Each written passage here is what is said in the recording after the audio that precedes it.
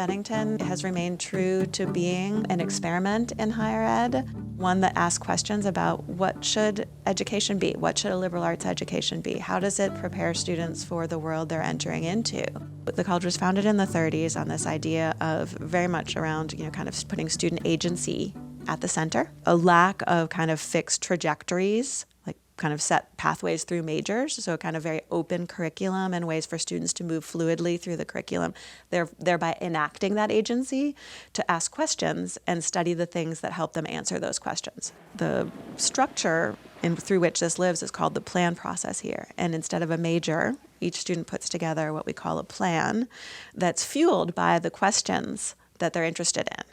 And so they bring the work back into their plan, they reflect on it. The plan process is really kind of the development of a reflective muscle, constantly asking, like, why am I doing what I'm doing? What are the things I need, either content or tools, methodologies, in order to pursue this question or set of questions rigorously? And so that's how students move through a Bennington education, but they do that, what's called fieldwork term, the internship, every year for 4 years. One of the things that remains, I think, intriguing about Bennington is the fieldwork term. The fact that they've always emphasized this integration of your studies into actual world application, real world application.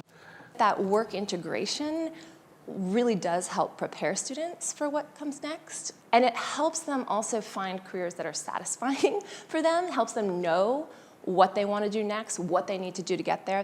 The kids who end up coming here are drawn to the curriculum, frankly. I mean, for me, that's the most intriguing thing about the college.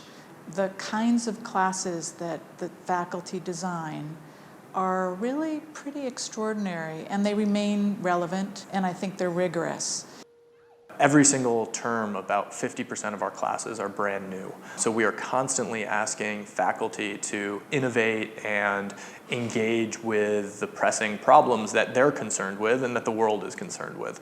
And we are asking students to engage actively in the classroom, but we're also asking faculty not just to teach the same old courses, but to teach what really matters.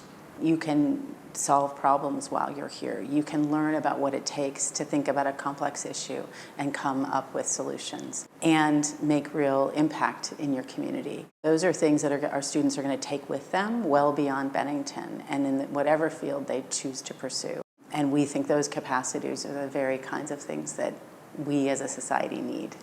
The experiential learning is like a big part of Bennington, and I think it's going to just do so much for me, because instead of just learning these concepts and having the understanding of it and learning it in a class, but not actually getting to practice it, I've had so many opportunities here to actually go out and do things in the fields that I'm studying.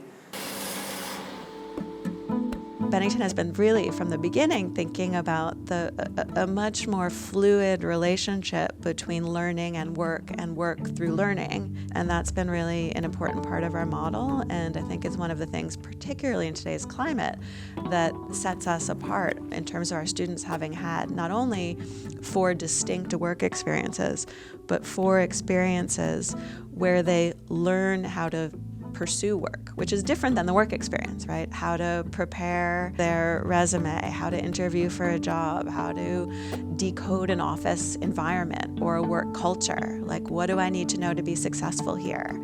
Kind of all of those questions that go around it, in addition to whatever they're learning through doing the work itself. And so this is something that really has served, and I think will continue to serve our students extremely well.